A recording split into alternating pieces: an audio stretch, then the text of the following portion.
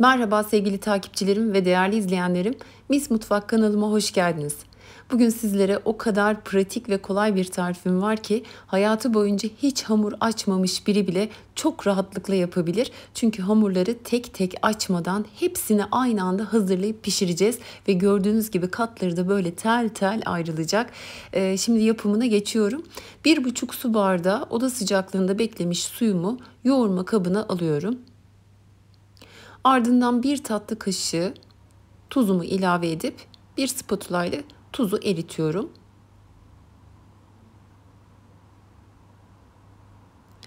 Ve kontrollü bir şekilde un eklemeye başlayacağım. Un miktarını sizler için ölçtüm. Hamur toparlandığında ne kadar gittiğini de söyleyeceğim. Başlangıçta ilk önce spatula kullanalım. Mayasız bir hamur hazırlayacağız. Bu bakımdan da oldukça pratik. Yani çok fazla bekleme süreniz yok. Hamur yoğrulabilecek kıvama geldikten sonra artık spatulayı bırakıyorum. Ve kıvama gelene kadar yine kontrollü şekilde un eklemeye devam edeceğim. Toplamda 4 su bardağından birazcık daha fazla un kullandım.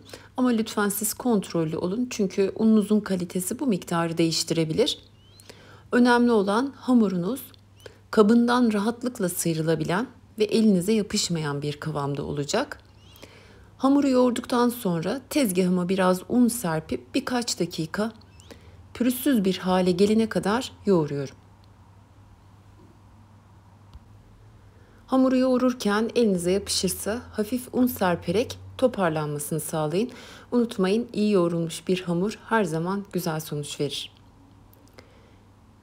Hamuru yeteri kadar yoğurduktan sonra un serpilmiş tezgahımı alıyorum ve üzeri örtülü bir şekilde 10-15 dakika dinlenmeye bırakıyorum. O arada iç harcımı hazırlayabilirim. Yaklaşık 8-9 adet yeşil soğanın sadece yeşil kısımlarını gördüğünüz incelikte doğradım. Dinlenmiş olan hamurumu bezeler halinde yuvarlayacağım. İlk önce üzerine birazcık un serpiyorum rahat kesebilmek için ve bir hamur kartıyla eşit büyüklükte kesmeye başlıyorum. Ortalama her bir bezeyi 90 gram ağırlığında tutmaya çalıştım. 2 ya da 3'ün katları şeklinde bezeler yaparsanız çok daha iyi olur. Ben de bir beze fazla çıktı, onu ayrıca açacağım. Hamuru bezelerken üstten alta doğru katlayarak yuvarlarsanız çok daha iyi olur.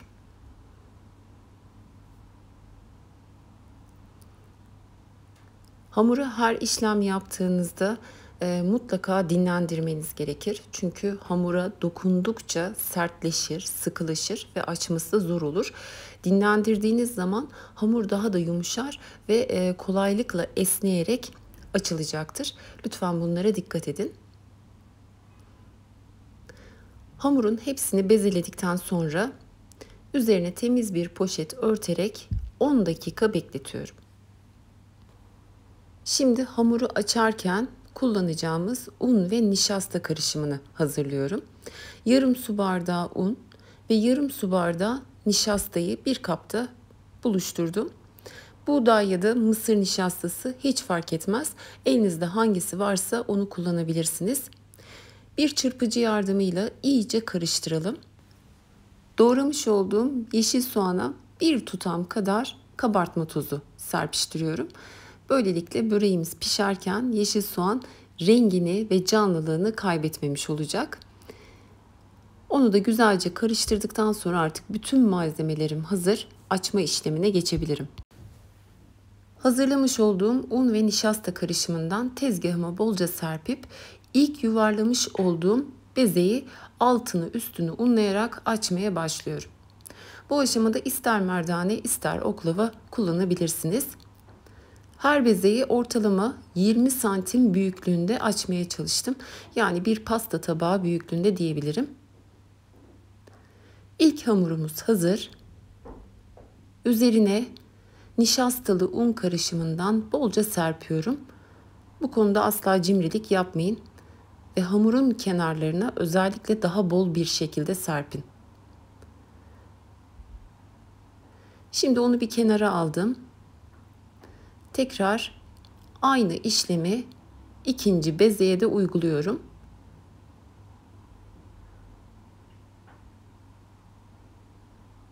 Ve ilk açmış olduğum hamurun üzerine yerleştiriyorum.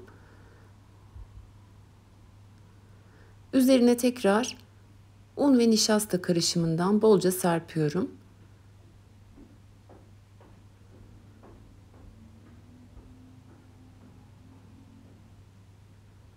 Ve üçüncü bezeme de aynı işlemleri uygulayarak eşit büyüklükte açıyorum. En son açmış olduğum üçüncü hamuru da diğer iki hamurun üzerine yerleştirdim. Şimdi bu aşamadan itibaren göstereceğim ve anlatacağım detayları lütfen iyi takip edin. Hamurun yırtılmadan ve yapışmadan açılabilmesi için bunlar çok önemli. Bu üç hamuru ister merdane ile isterseniz oklava ile açabilirsiniz. Dikkat etmeniz gereken en önemli nokta, kenarlara çok fazla baskı uygulamayın. Orta kısma doğru bir kuvvet uygulayın. Arada bir mutlaka ters çevirin. Altta kalan hamur parçası da diğerleriyle eşit bir şekilde büyüsün. Aralarına bolca serptiğimiz un ve nişasta karışımı bu üç hamurun birbirine yapışmadan ayrılmasını sağlayacak. O yüzden kat kat yerleştirirken aralara mutlaka nişasta ve un karışımını bolca serpmeyi ihmal etmeyin. Yaklaşık 40 santim kadar hamuru büyüttüm. Bakın, kenarlara çok fazla baskı uygulamadığım için daha kolay ayrıldı. Ufak tefek yırtılmalar olabilir. Onlar hiç sorun değil. Katlar içte kalacağı için gözükmez. Hamur yumuşak olmasına rağmen gördüğünüz gibi çok kolaylıkla birbirinden ayrıldı.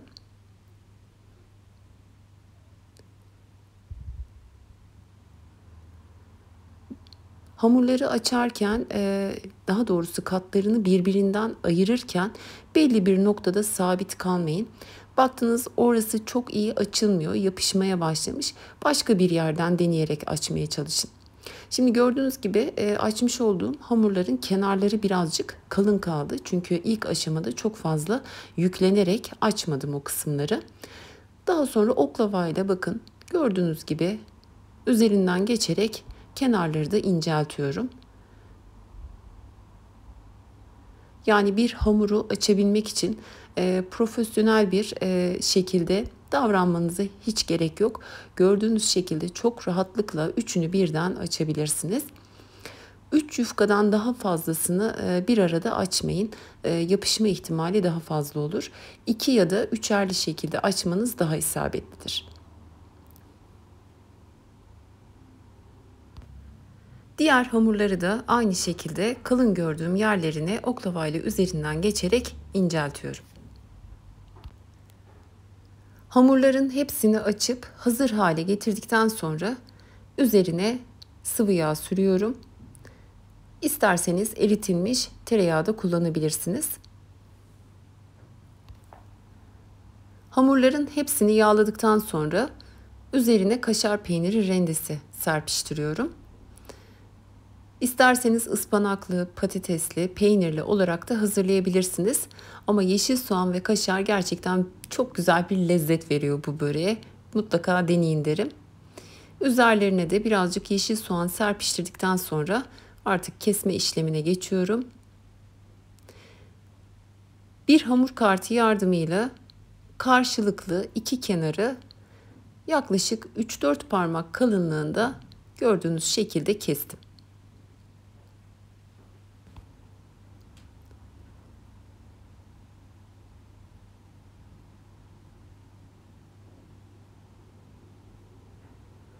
Şimdi katlama işlemine geçiyorum. Yanlarda kalan iki kenarı gördüğünüz şekilde içe doğru katladım.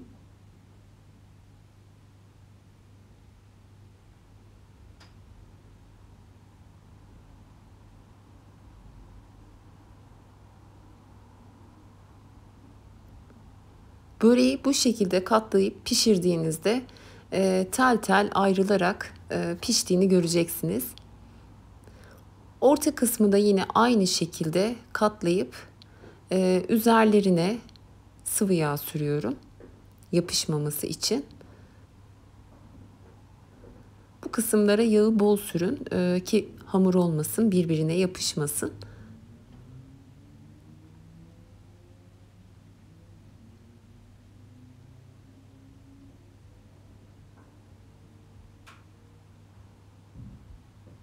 Evet, ilk böreğim hazır.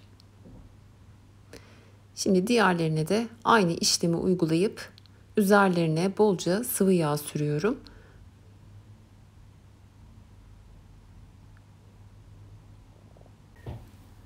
Tüm böreklerimi hazırladım. Şimdi pişirme işlemine geçiyorum.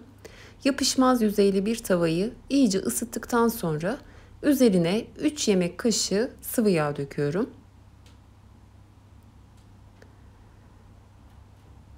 Bir fırça yardımıyla sıvı yağı tavanın tüm yüzeyine dağıtıyorum. Ve yağ iyice ısındıktan sonra böreklerimi teker teker yerleştiriyorum. 3 böreği geniş bir tavada rahatlıkla aynı anda pişirebilirsiniz. Pişirirken tavanın üzerindeki sıvı yağdan böreklerinizin üzerine sürün. Bu böreği pişirirken sık sık çevirerek pişirmeniz gerekiyor. Yani bir yüzeyi tamamıyla kızarmadan diğer yüzünü mutlaka çevirin. Tıpkı gözleme yapar gibi.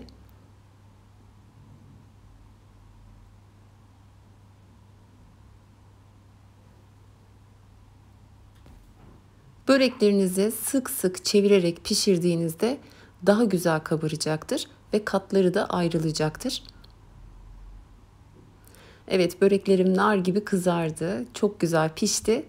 Şimdi sizlere iç dokusunu daha detaylı bir şekilde yakından göstermek istiyorum.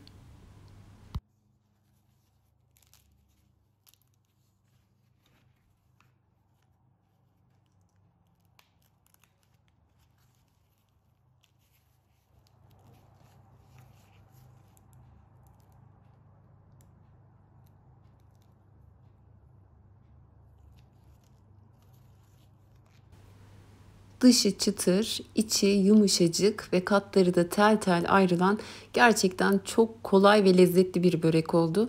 İnanın poğaça yapmaktan bile daha kolay diyebilirim. Mutlaka deneyin. Deneyenlerin de yorumlarını özellikle bekliyorum. Kanalımda buna benzer birçok farklı hamur işi, börek tarifi bulabilir. Onlardan da faydalanabilirsiniz. Hepsinin bağlantı linkini videoma ekledim. Tarifimle ilgili bir sorunuz olursa da bana yorumlar kısmından ulaşabilirsiniz. Yeni tariflerimden ve videolarımdan haberdar olabilmek için kanalıma ücretsiz abone olup bildirim zilini açık tutmanız yeterlidir. İnşallah daha güzel ve farklı tariflerle tekrar görüşebilmek ümidiyle sağlıcakla kalın.